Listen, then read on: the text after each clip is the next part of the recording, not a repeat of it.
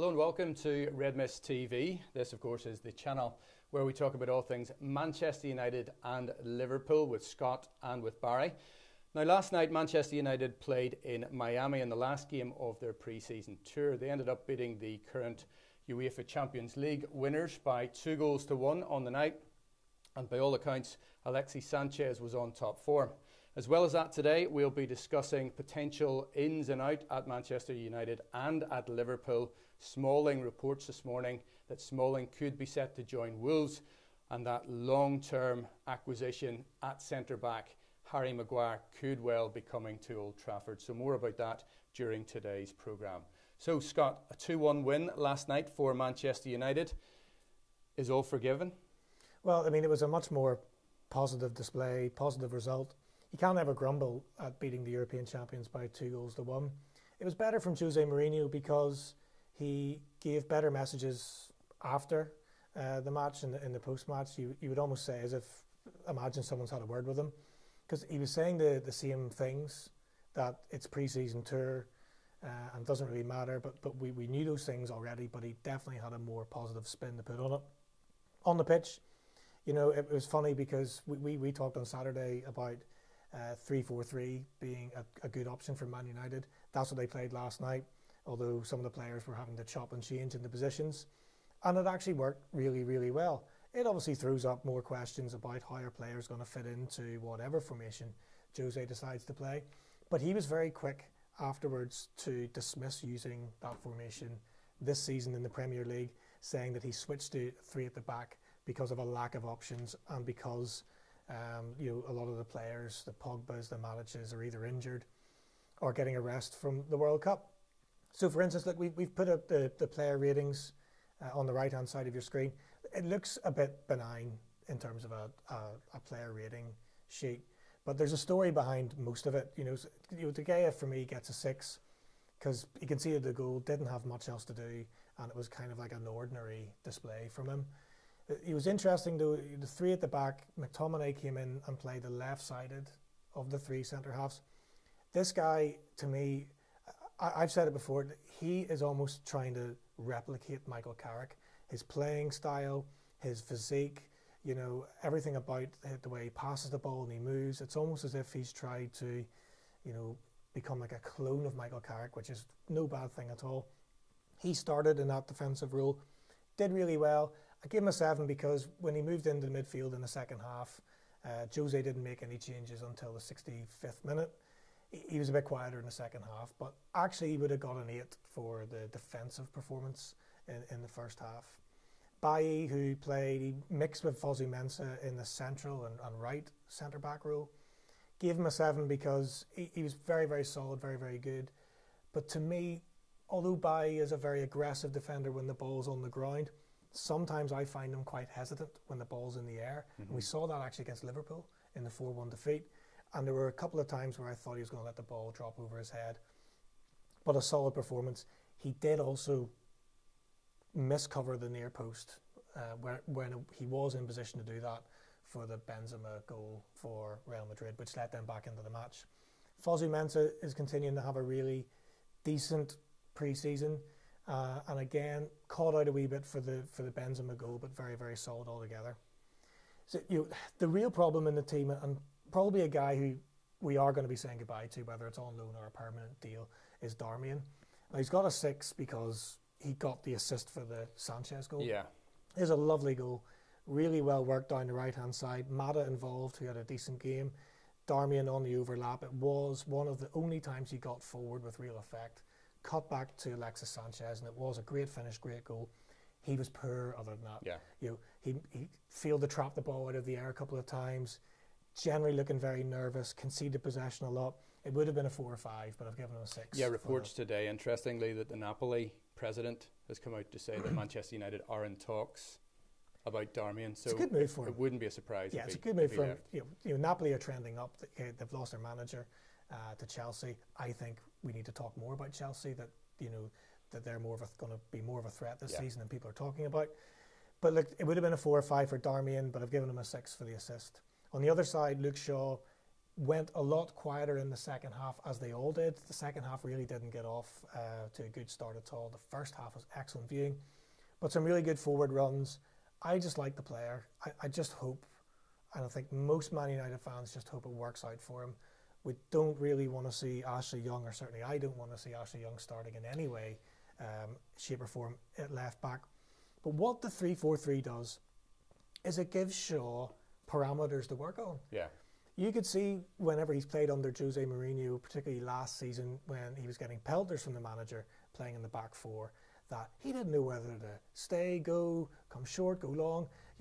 Anytime Jose was actually on the touchline, whenever Luke Shaw was near him, his confidence was totally gone. Didn't know whether to stick or twist, but the 3-4-3 or the 5-3-2, whatever you want to call it, gives him a more advanced starting position and gives him more of a remit to get forward. So it could have been an 8 for the first half performance, but a 7 for the second half. Yeah, but it's obvious that you and myself included, I like a left-footed player. Yeah, I think I mentioned that a couple of times. Playing in that position. Interestingly, this, believe it or not, is Shaw's 5th season at Manchester United. That's amazing, isn't it? It's crazy. That's amazing. Do you see him making the impact that he was meant to make when he came to the club? No idea. I don't know. I hope so. But the chat out of Old Trafford is that whenever he's carrying a lot of weight, and the sad thing about this injury is that whenever they then overtrain him to get him match fit, he picks up a muscle injury. It is just a nightmare. You get so angry thinking about that tackle by the PSV defender. I can't remember his name, because it was a shocker. It was a real shocker, and it potentially has robbed a very, very talented player of the maximum potential. He could still get 80 or 90% out of Luke Shaw. He's going to have a fabulous career. So then the 3-4-3 meant that Fred and Pereira were sitting in that kind of flat two in the midfield, with Shaw and Darmian alongside them. Yeah, and 2 new players, albeit Pereira has been at the club, albeit he's been loaned out to Granada and Valencia. But for all intentional purposes, those 2 haven't had a lot of game time. Certainly Fred, he's just come to the club, but they clicked pretty well, didn't they? Clicked okay. I don't know about it being a midfield duo. With Matic out injured, and whether Pogba's fit or not, we don't know. That actually might be the 2 players that start against Leicester in any midfield setup. What I found, which is interesting, they're both excellent players. We know that Pereira can play left or play right, but it looks as if the central midfield role and a slightly more deep-lying role is his favoured position, and he was very, very comfortable. This was an outstanding performance from Pereira last night. He only got an 8 and not a 9 because in the second half he did die off a wee bit, and he was taken off towards the end. But surely, Scott, and I don't want to jump on to Fred yet, if Pereira has played the most game time of this US tour, he's getting 8s in player ratings, albeit it's for a must, but he's hit that high level since he's come back at the club. He has to be in with a shout of starting. Has to, and I tell you, he does this magnificent thing that we don't see many midfielders do anymore, is he passes the ball forward. And it is just real penetrating passes, 20 yards, 30 yards, fired into Sanchez or fired into Mata. He's always looking to pass the ball forward. My criticism of the player ahead of him in that graphic is it's far too much sideways, far too much backwards. What I think is interesting from a tactical perspective, and you can't take that much from a pre-season match, but Fred is another defensive midfielder. So he likes to play deep as well. So he's probably in the level of where Shaw is on that graphic, generally would be his average position. But he likes to drive forward. So if you factor in the fact that we've got Nemanja Matic, who's out with an abdominal injury for maybe a month, but when he comes back, we've got a lot of players that want to play deep-lying midfield. I don't know whether this is a deliberate tactic from Jose or whether he just signed Fred because, you know what, top-class Brazilian footballer, he's a midfielder, he's available, get him in and we'll work it out. It definitely worked, but I would worry about how they would gel over the course of a season. Fred had a quiet enough game, but some fantastic touches in the first half. There were a couple of moments where he sort of did this 360 spin around a couple of defenders or a couple of the Madrid players, shook them off, and you thought, wow, that's like having N'Golo Kante in the team. He could be Man United's Kante. He was a bit quieter in the second half, as they all were. The second half wasn't really a great watch. But very, very interesting to see how these 2 players progress in the season. It then left the three up front, Jose clearly wanted to make a point that, as opposed to criticising the younger players, which he did against Liverpool, that he was going to put the more experienced players in this team against Real Madrid to get a result. So if you read Jose's post-match comments, that result hurt him, because he then refers to the fact, I changed the team just to win the game to get a result. So both Herrera and Mata were in fairly unfamiliar territory, and they did really well. Herrera, who, me, I just don't like the guy. Don't think he's good enough for the shirt. Don't think his performances have been good enough. Don't think he passes the ball forward enough. He was doing a bit more of that in this match because he had the license to do so, and he got on the end of a Sanchez backward header. I'm not too sure if that was intentional. Decent finish. Goalkeeper should have saved it, but that was a 2-0 goal. Juan Mata had an excellent first half. He had a big hand in both the goals. He was the last pass before the assist, so he assisted the assist for both goals. But the star man, is the guy we're going to talk about last, is someone who I've been critical of, Alexis Sanchez.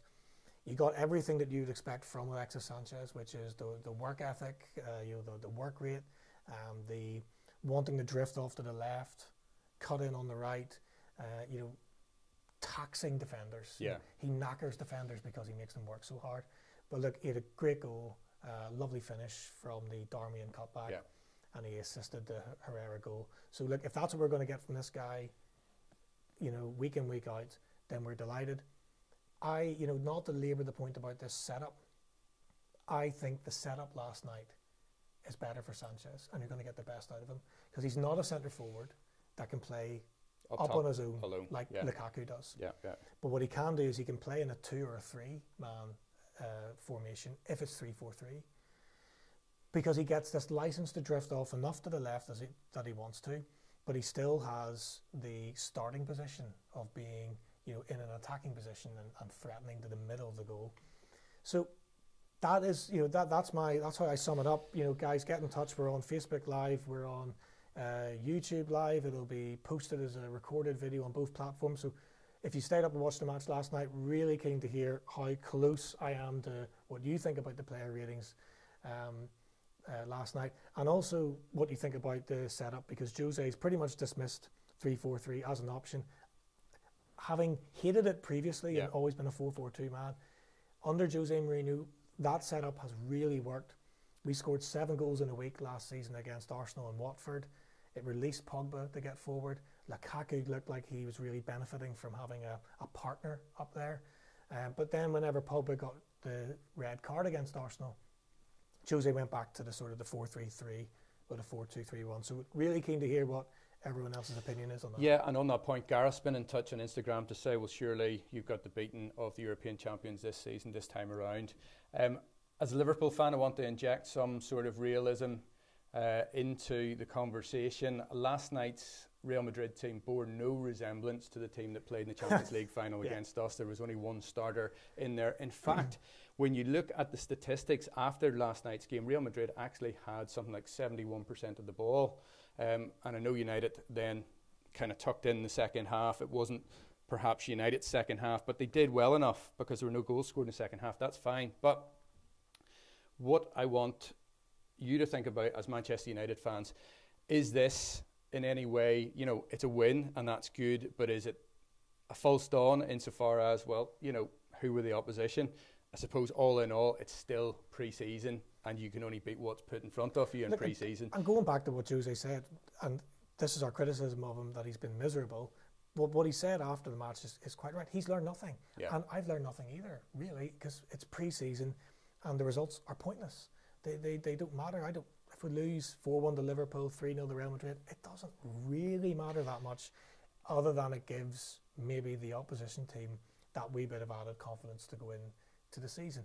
Most important thing for Manchester United is Friday the 10th of August, Leicester City at home, and maybe Jose's got something to think about. But as he said, he already knew what Sanchez could do, what Mata could do, what Herrera could do. So I don't think it has any bearing whatsoever, other than the players are getting game time, they're getting sharp, and Jose maybe has a few things to think about. Yeah, so the next match to come for Manchester United, they travel to Germany, they take on Bayern Munich.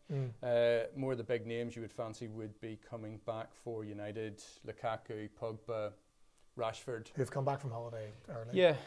So why are they on holiday? in terms of the team that played last night, who do you think retains their position?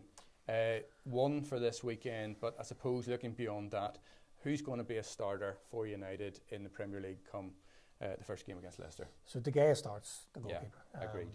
I think Bailly starts. I hope Shaw starts, but I don't know.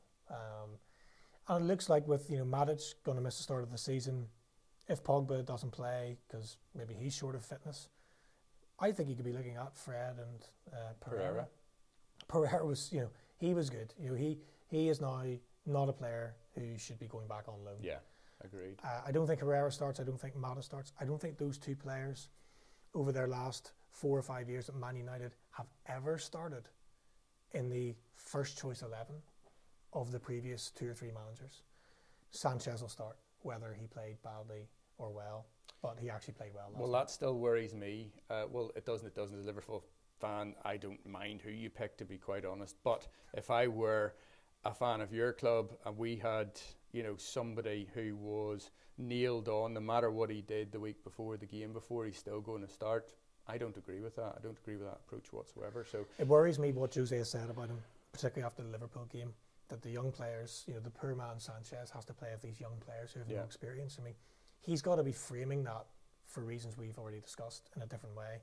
And he, Jose did do that, in the post-match for the Madrid game. I still see Jose going back to the rigid 4-2-3-1. I still see Sanchez starting on the left every single game. And I do think that will continue to push out either Martial or Rashford. Or both of them. And it would be a sin if we sell Anthony Martial, an absolute sin. Yeah, I just wanted to open up the conversation about that. Reports today that Martial may well be disciplined by the club for not reporting back for training when he was supposed to. Not that particularly hurts modern day players in the pocket as much as it would hurt you or I. Where do you go about replacing that sort of talent if he goes elsewhere? It's one of those ones where I don't know what the point is. What was the point in signing him in the first place? It's a bit like the Chan thing from Liverpool. I don't get the point of investing all this time, a player clearly on the up, and letting him go, particularly for free, to Juventus. It would be a bit like that for Martial, because what we're going to get from Martial, we could get 100 million for him, maybe 90 million. Paid something like 60 million, and he's cost millions more in wages. So you're going to make a small profit on him or scratch out the investment. But to waste that potential, 22 years of age, we know he's got an eye for goal. We know that he's a confidence player, and okay, that can work against him sometimes. But particularly in that inside left channel, he can be devastating. Yeah. And when he came to Man United, Louis van Gaal played him centre forward, and he showed that he could do it. Managers then, both Van Gaal and Mourinho have just slowly made him drift out onto the left, sometimes on the right where he definitely isn't comfortable.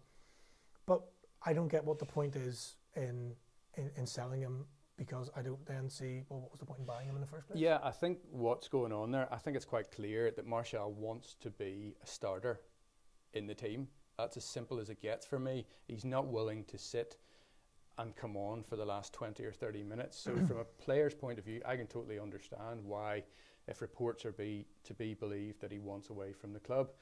I think it's a ruse at the minute, given that his wife has had their second baby. I think it's his first child with his. Okay, so I think he's 2 kids with somebody else. Okay. So he does have a basket to his personal life. I think that has been an issue without being too harsh. I think he has had a lot of things going off. But I think that's just a cover story for what's going on between him and the relationship that he has with the manager. Jose, obviously, he's in charge no matter which club he's been at. It doesn't matter. You've got a big personality. He'll certainly, he'll temper that. You've only got to look at Pogba last season. Is Martial wanting to, for his personality to be quelled? Is he wanting to come on for those 15, 20 minutes at the end of the game? I suggest not. So, and he missed the World Cup squad. I think that is what now is adding real fuel to this fire, is that he's out of the World Cup squad. Deschamps was ruthless. If you weren't playing well or you weren't playing, you weren't in the squad. Benzema went out as well. If I was a betting man, I would see him. He will be a player who leaves Manchester United before the start of this window, in my opinion. I think he has to for his own playing career. I definitely do think he has to leave. But that's going to be difficult for United. You know, who do they bring in to replace him, whether it's in the squad?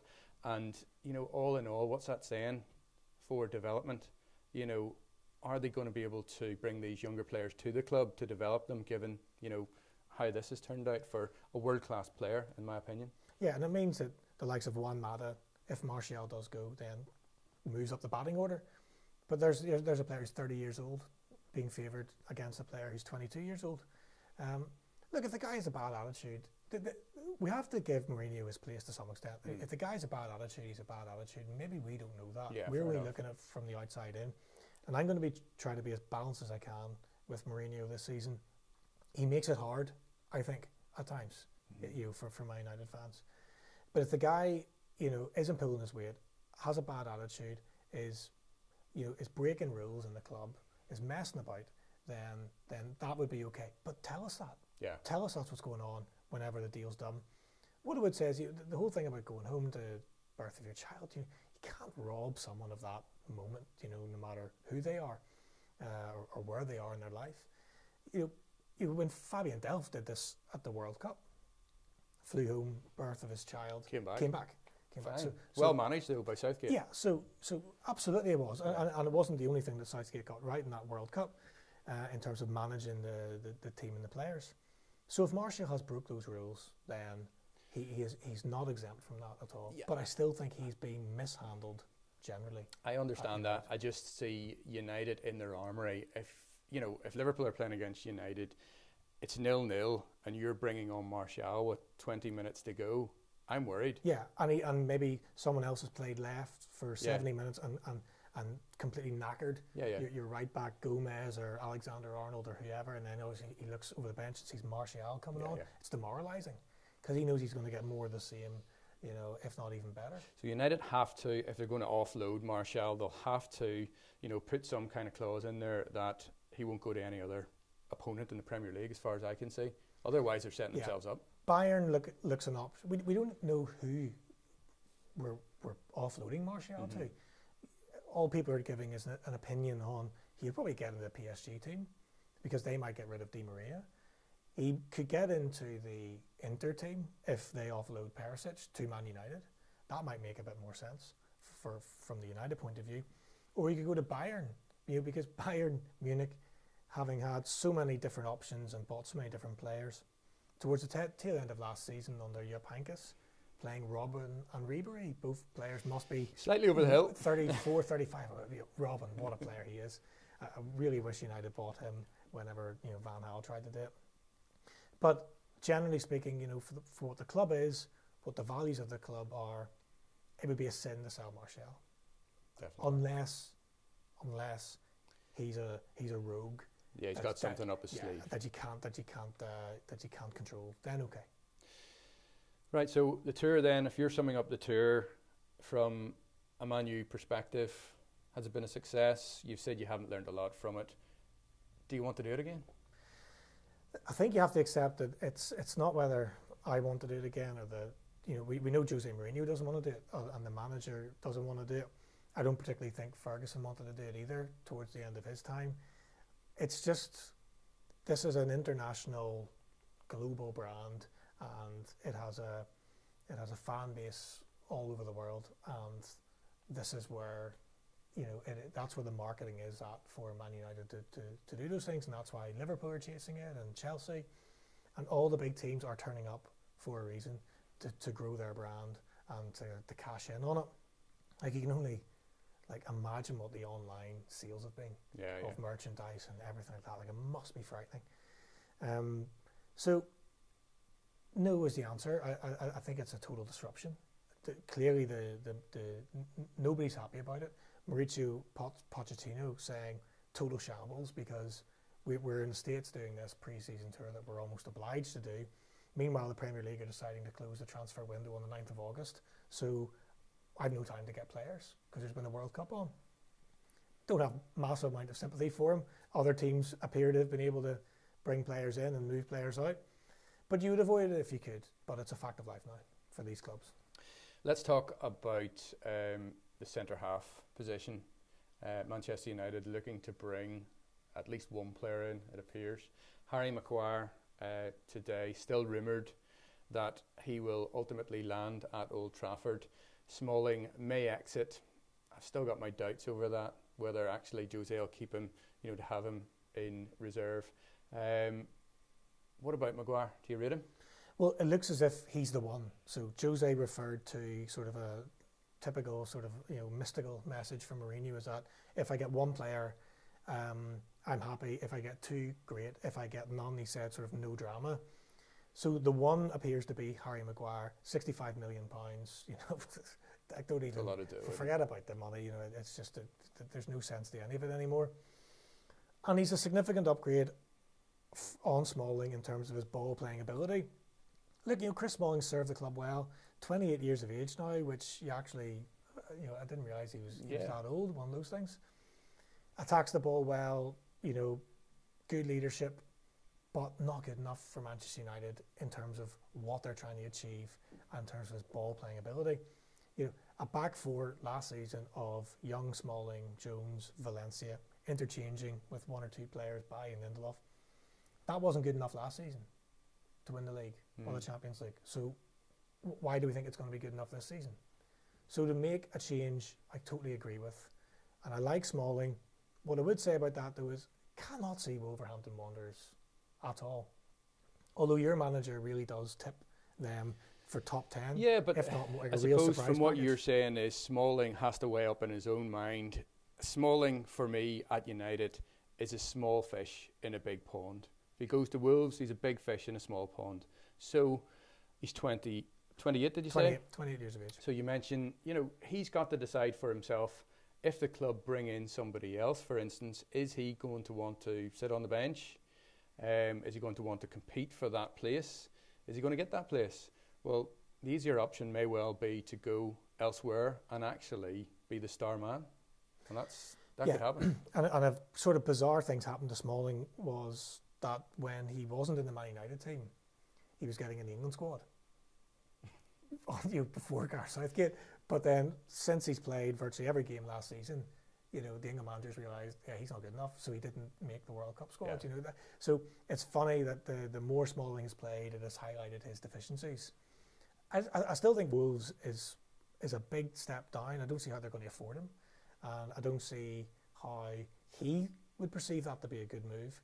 To me, I always saw him at Spurs, or if maybe Newcastle United got their act together, new owner, or Mike Ashley decided, I'm going to really put my hand in my pocket here. He'd be perfect for Newcastle. But let's hold on. You can't hand-pick players to teams. No, but you're trying to pick who would be. Yeah, I totally see your thinking. What can I?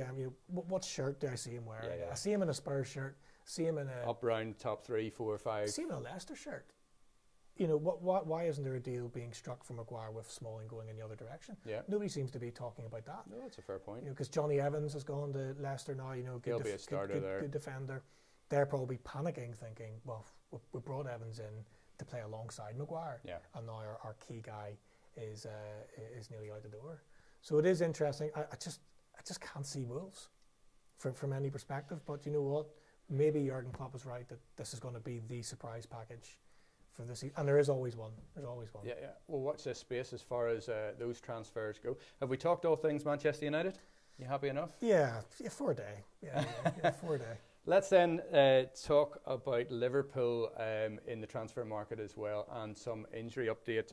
Keita hadn't played in the last game due to a neck injury. He's back in training today, and that's a huge positive for Liverpool as they play Napoli in Dublin on Saturday. So that's it. And we're going to do that game on Saturday. Yeah, we are. Big news coming out of Anfield just before we came on air. Ben Woodburn, we said, I think, the first show that we did, be useful for Ben. He's 18 years old, he's Welsh international. Unbelievable promise.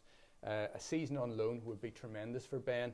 Well, Aston Villa were after him. Wigan were turned down by Liverpool, but as of this morning, he's actually going to Sheffield United for a season on loan, and he looks set as if he could go straight into their team to play against Swansea in the Championship this Saturday. So that could be a good signing for them and a great experience for Ben as well. Yeah, and he maybe just has too many players to wade his way through. you think about that top three, you've got no one's dislodging them unless there's a loss of form. Shaqiri's come in, you've got two new midfielders, potentially Fekir is still on.